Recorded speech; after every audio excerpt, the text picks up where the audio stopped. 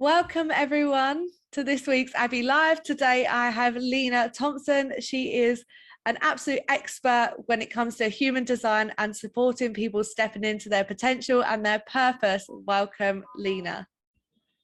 Thanks, Abby. It's Lena. Lena, sorry. Lena. No worries. But thank you so much for having me. Absolute pleasure to be here with you today. So tell us a little bit about you. Right. So my name is Lena. My origins really, I was born in Russia and grew up in many different countries and came to UK actually as a computer programmer back in 2004. And I've consulted to organizations all over the world. I've traveled. I worked in IT for many years. And then I guess, I got to the point in my life where on a piece of paper, everything looked so good. Like I had, we had amazing holidays. The kids were in private schools. I had everything, the income, but everything inside of me was crumbling. I didn't know who I was underneath all that. So I remember thinking, I'm just must be broken, right? Because you're feeling guilty, that sense of guilt, like you want something more in life, but you don't even know what you want because it's definitely not another pair of shoes. That's just not going to cut it anymore.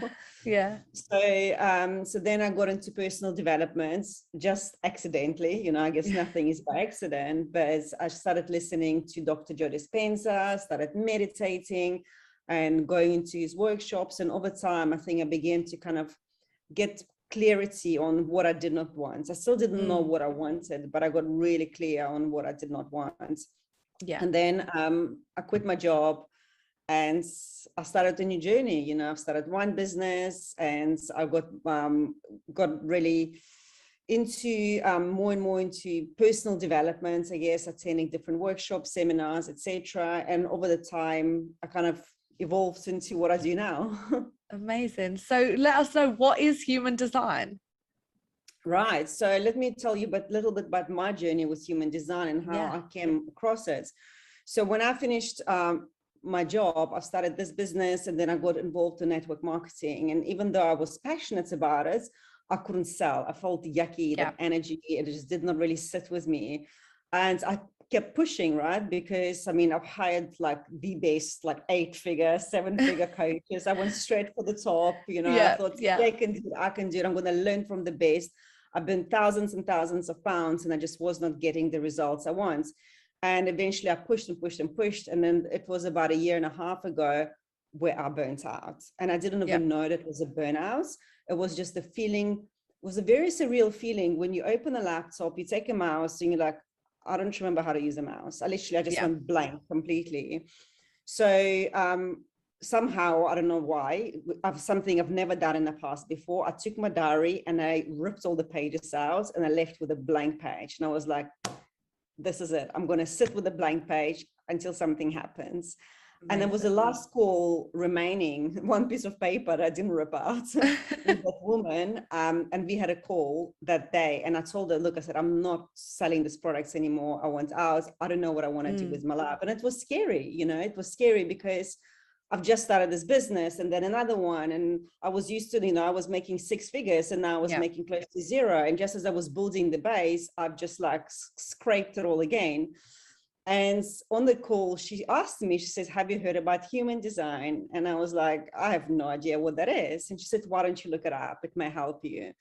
So I was so overwhelmed at that stage, but something about what she described to me, it really hit that note, Yeah. So I got off the call and I went on Google and I'm like, what's human design? And you know what, Abby, when I saw that, I just remember this tears running down my face. I felt like I knew that thing my whole life, the sense of connection. Yeah. And I was like, that was the missing piece of my puzzle. So then the next week I went to Russia. So that was about 1.5 years ago. I went to Russia to volunteer at Dr. Joe Dispenza workshop and I took books with me. I had a suitcase full of human design books.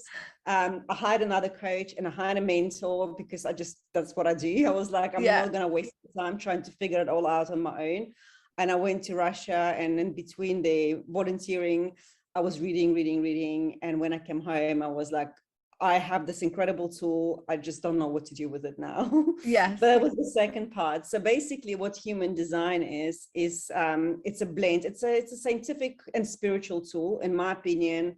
And I've tried hundreds of all different techniques and tools and modalities. Yeah. But this system blends together quantum physics, genetics, Kabbalah, astrology, and I Ching. So it's a blend of different sciences, Right. sciences, esoteric and a traditional, well, quantum physics. And it's based on your date and time and place of birth. So when you input it into the system, it generates your blueprint. It's basically your roadmap to how you are designed to optimize your full potentials in your lifetime. In this lifetime. And what I like about it, it doesn't put you in a box. It doesn't tell you this or you that or you that, but it gives you like a guidance, you know, like it's like a roadmap, and you can use it or you don't use it. But I can tell you, when you do use it, when you apply it, your life becomes a hell of a lot easier, because every day we're running around just doing things because we're conditioned to do them, because you're running the patterns, the beliefs, the program, the lineage, like parental lineage, all of the crap that have accumulated over the years, and doing more.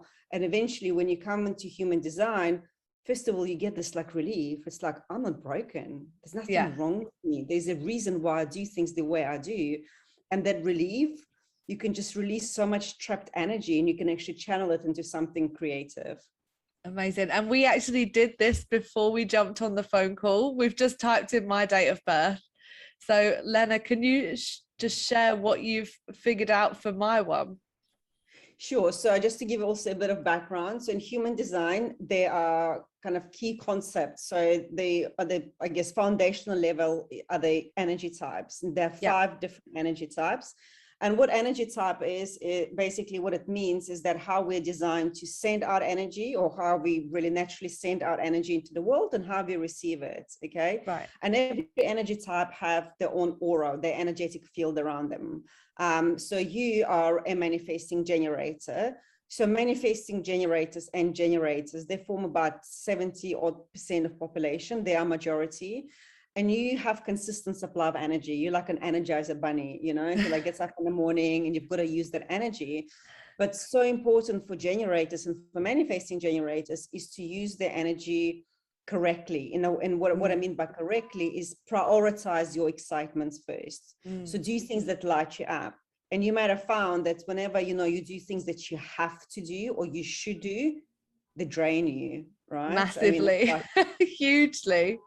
Yes. Yeah, you know, and I thought it was just me, but what I actually realized, that other types don't feel it as much as generators do, because we cultivated energy from within us. We've got the sacral, if you're familiar with the sacral chakra, energy center. Yeah, so chakra, energy center, and that's our engine. And we regenerate our energy within us, unlike other types who actually need generators to, you know, activate their energy.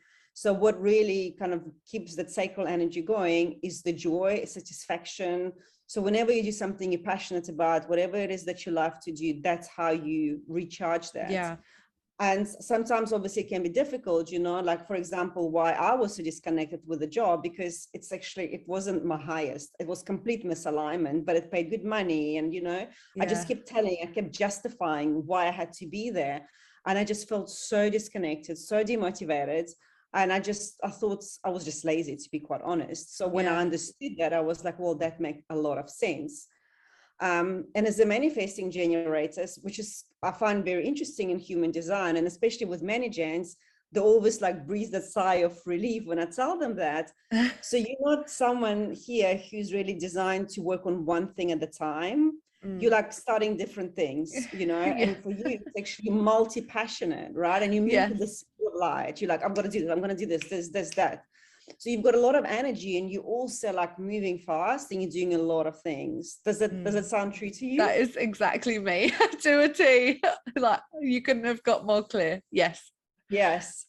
So in order for you really to stay more even productive, before you really start initiating and doing things, same as for generators, that comes your strategy into play. And your strategy as a generator is to respond. So we're not here to initiate things. So let's say get an idea. Most of our ideas, we think, that come from the mind, we've got to go and do something, because that's what we've been doing all our life, right? I mean, when your parents told you to pick up toys, They meant now, pick up toys now. Yes.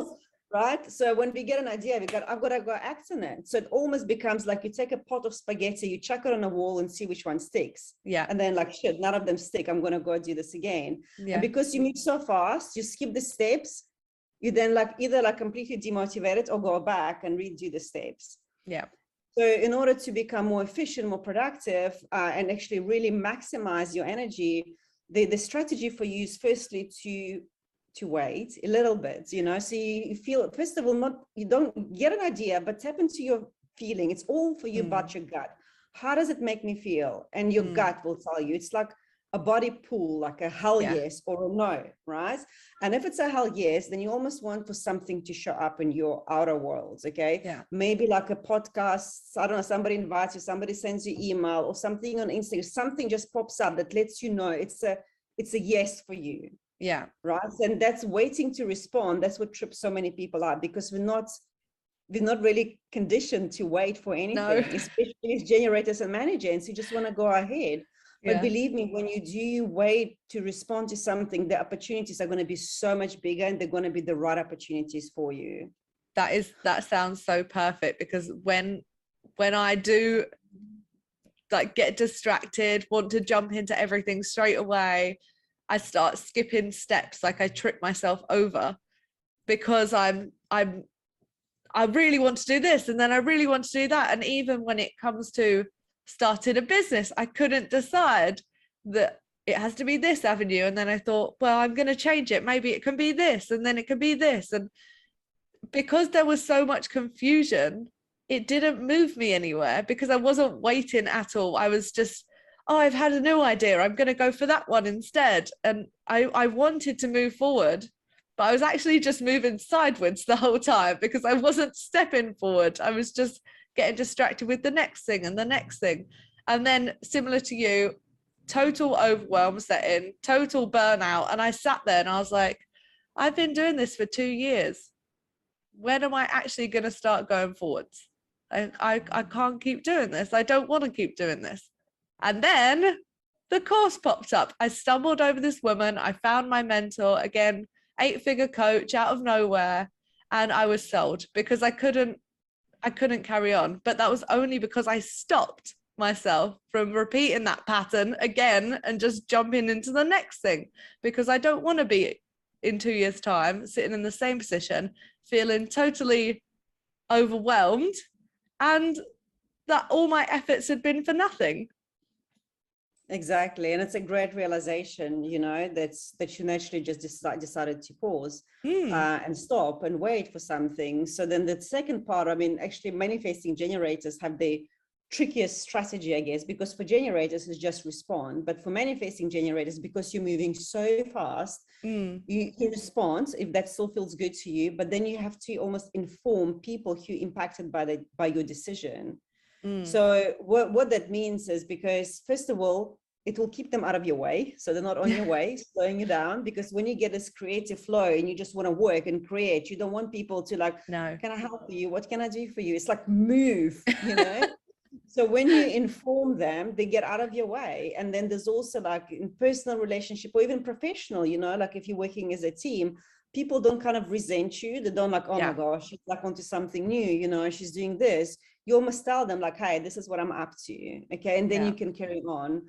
And the interesting piece also about manager, and same as manifestors, is you can start, I mean, you start things, not start, I mean, but when you respond to something, you go and it feels good, you go for it, you don't wait, but you don't necessarily finish it. Okay. So you almost like, you need people to finish it for you. That's what generators are good, projectors, perhaps even reflectors. That's who they, so you don't actually have to feel guilty for doing multiple things and not finishing them. You know, as long as you follow your strategy and your authority, you will always be guided towards the right next step.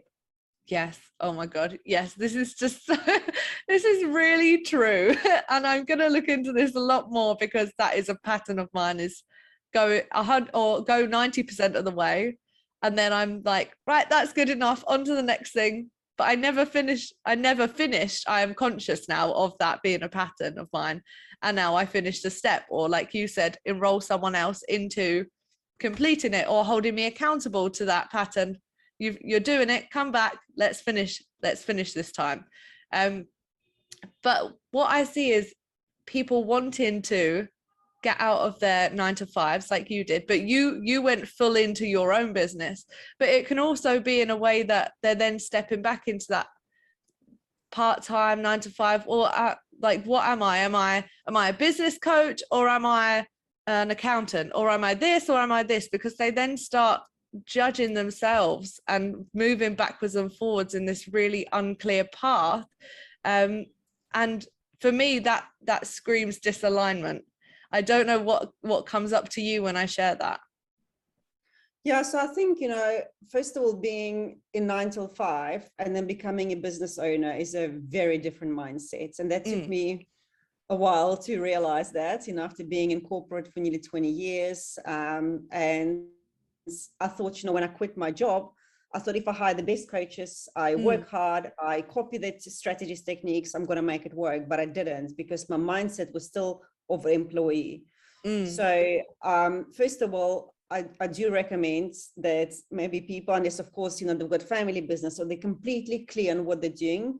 They maybe don't quit the jobs like what I did. I just walked away completely, and maybe just kind of figure things out, but you can't figure things out from here.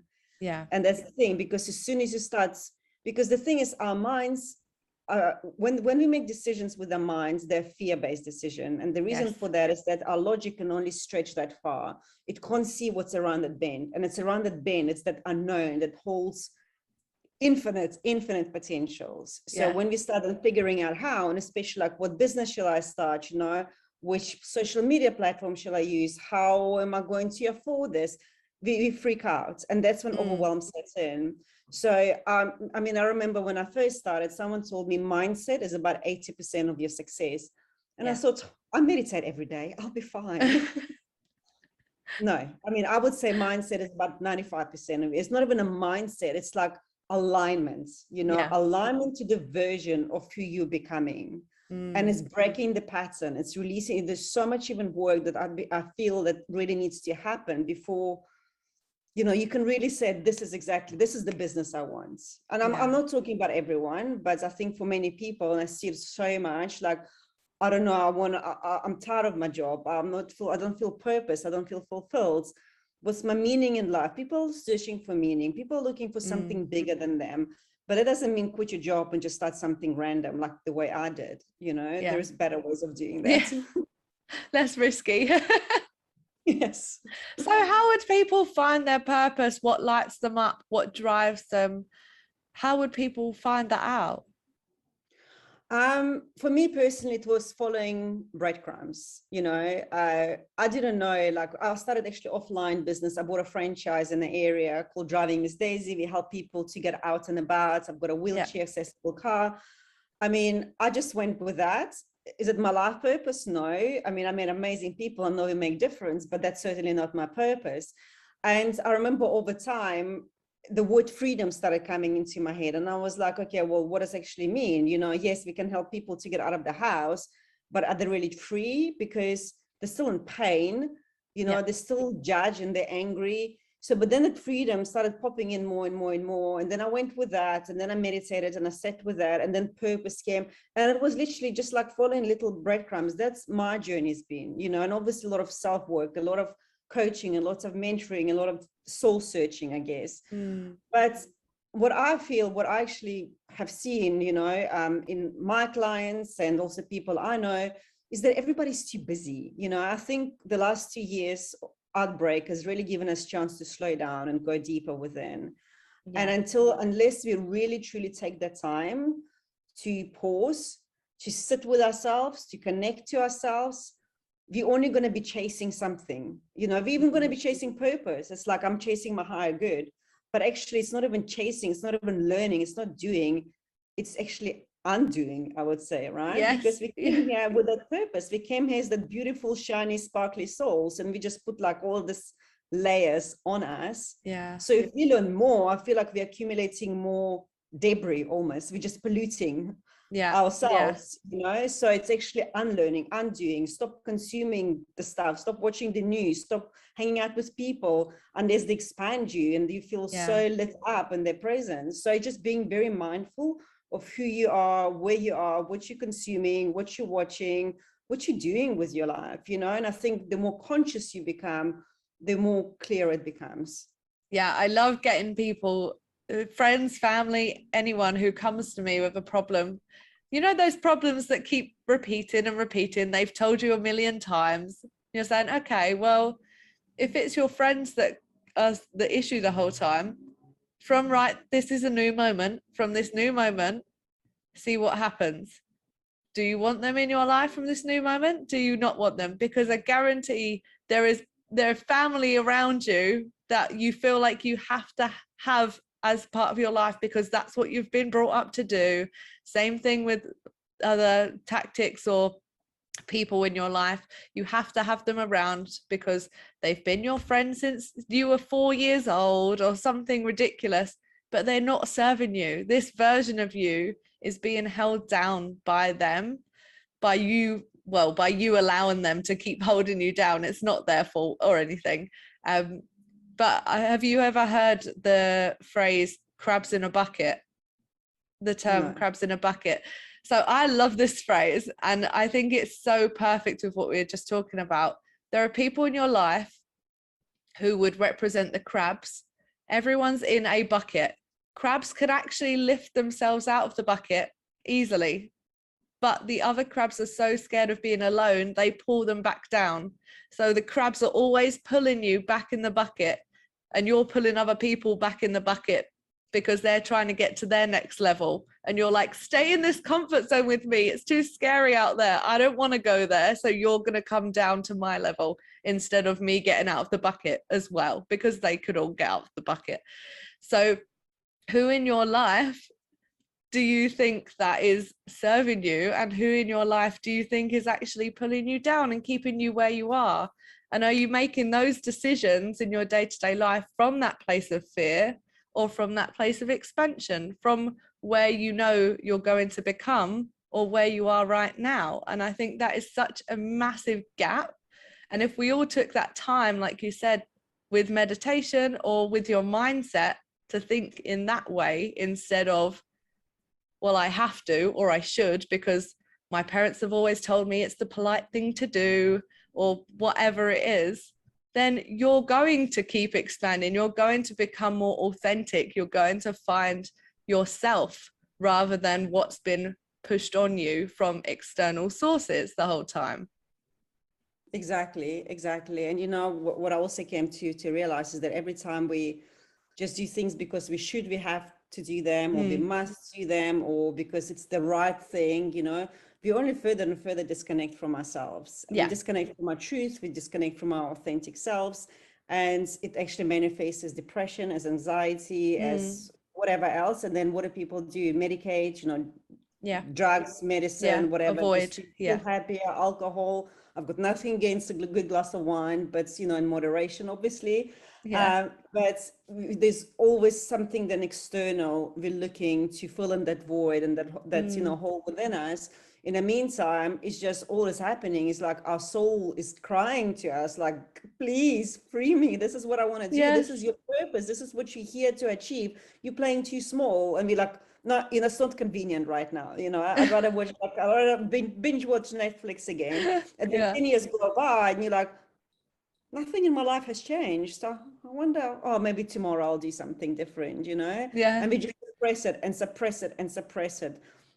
And I know it can feel very uncomfortable. It can feel freaking scary, because everything you've done all your life, everything that everybody ever told you to do, you're going completely in an opposite direction. But that's why I believe your purpose comes into, you know, there comes a time in your life when that something within you starts to stir. And whenever it does, suppressing it is just going to cause you pain. Yeah. And what I've realized in my journey over the past 10 years is it's always been there. I've always had the same feeling. I've always known what I've wanted. I've just avoided it or said it's not the right time out of fear or out of scarcity or whatever it was. But it definitely wasn't about following what I want. Exactly, because as a child, I bet you, you know, your parents said to you, oh, you're too much, you know, this is unrealistic, this is unpractical, right? So what actually then happens, we all have our core strengths. We're born into this world with our core strengths, you know, But because you're being told that we are too much, or because we can't make money doing this, or Mm, whatever, you know, we've got to be realistic, we suppress it, mm, right? And then instead we start focusing on our weaknesses. yeah. So we actually build on our weaker spots. So then when in life, when we face with challenges and difficult situations that sits on our weaker spots, that's what causes us overwhelm. And our Mm, strengths have been suppressed so much, we don't actually know how to leverage them. So if yeah. somebody, let's say, even asked me like 2 years ago, what are your strengths? Like, what are your gifts? Like, how can you serve people? I'll be like, I don't know. I can't Yeah. sing, I can't draw, I can't paint.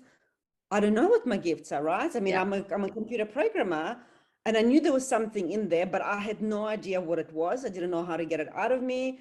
And for me, like success was always something tangible, like you've got to be singing Yes. good, or you know what I mean, something doing, right? Yes.